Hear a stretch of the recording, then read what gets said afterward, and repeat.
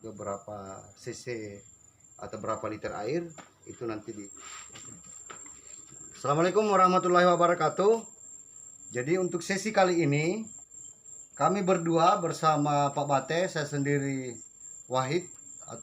Sesi pembuatan nutrisi pengusir hama atau nutrisi herbal, itu bahan yang kami siapkan ada bawang putih, meskipun sebenarnya masih banyak bahan-bahan lain yang sifatnya baunya menyengat, termasuk misalnya jahe, cabai rawit, serai, baunya menyengat, termasuk yang rasanya pahit dan rasanya pedis. Itu bisa dijadikan untuk bahan pengusir hama atau nutrisi herbal. Nah, bahan ini yang kami siapkan di sini, sekali lagi ada bawang putih, ada gula merah untuk bahan pencampurannya, terus alat-alatnya ada pisau, ada lakban, ada gunting, ada timbangan untuk memastikan beratnya sama, dan ada toples untuk wadah fermentasi. Nah ini, ada kertas seperti itu. Jadi proses pembuatannya seperti ini. Bawangnya dikupas dulu, begini caranya, dikupas dulu, dibuang kulit-kulit luarnya. Setelah itu dihaluskan dengan cara seperti ini, diiris-iris kayak mau dibikin bawang goreng begitu. Nah, begini. Tapi karena bahannya sudah kami siapkan dari tadi, berarti ini tinggal dicampurkan saja. Tinggal dicampurkan dengan gula merah yang sudah juga kami siapkan. Nah, ini ada gula merah. Ini caranya pengirisannya. Nah, gula merahnya ini sumbernya dari pohon aren atau pohon enau yang diproses secara alami. Gitu.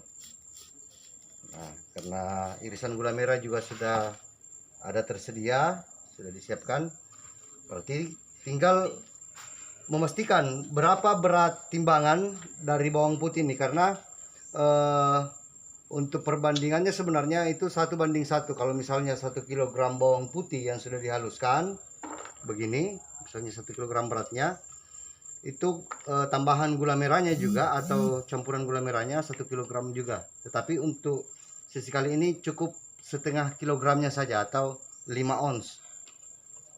Seperti ini. Oke, pas ya.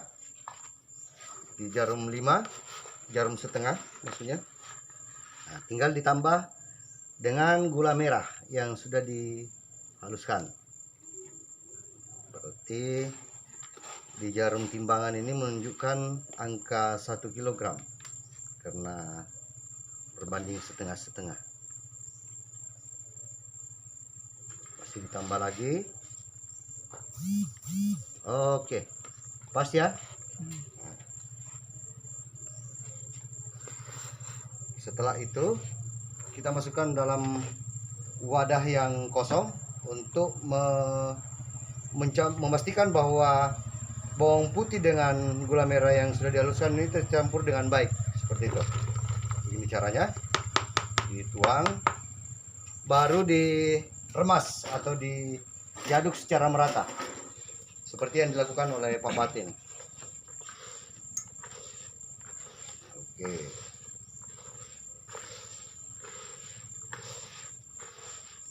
Jadi bisa menggunakan 2 tangan untuk memastikan bahwa bahan tersebut tercampur dengan baik. Seperti itu.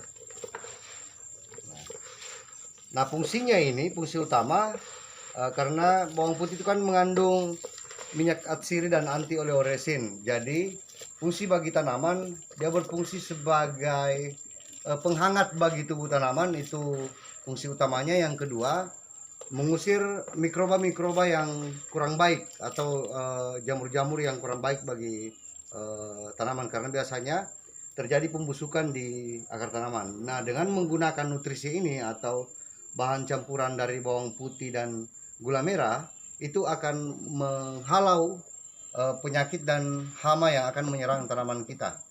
terkhusus tanaman padi. Nah, proses seperti ini proses penyimpanannya dalam wadah toples. Jadi dimasukkan. Nah, tujuannya dimasukkan dalam toples ini supaya proses adaptasi mikroorganisme yang ada di gula maupun mikroorganisme yang ada di bawang putih itu bisa menyatu seperti itu. Nah, kita membutuhkan waktu selama 7 hari untuk proses fermentasi. Nah, nantinya ini bawang putih yang tercampur dengan gula merah ini tanpa menggunakan air sama sekali itu akan mencair dengan sendirinya. Jadi cairannya inilah yang akan digunakan untuk pengaplikasian atau untuk dilakukan penyemprotan pada lahan pertanian kita, termasuk misalnya kalau tanaman padi atau horti, entah itu misalnya cabai yang ditanam, entah tomat, entah terong dan lain sebagainya, seperti itu. Tapi untuk untuk pendiskusian atau pembuatan film semacam film pendek untuk pengaplikasian dosis itu nanti di sesi yang akan datang.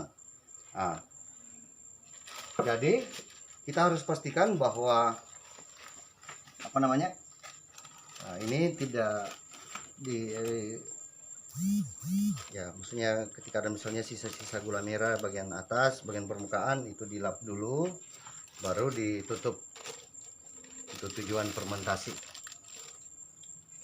Kita menggunakan kertas, tujuannya adalah supaya udara senantiasa keluar masuk.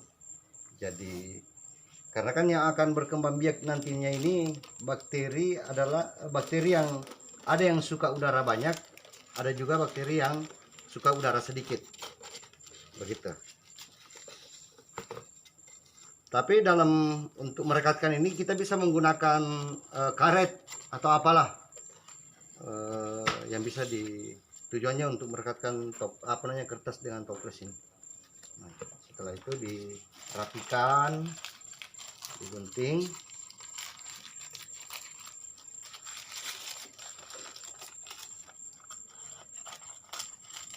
Baru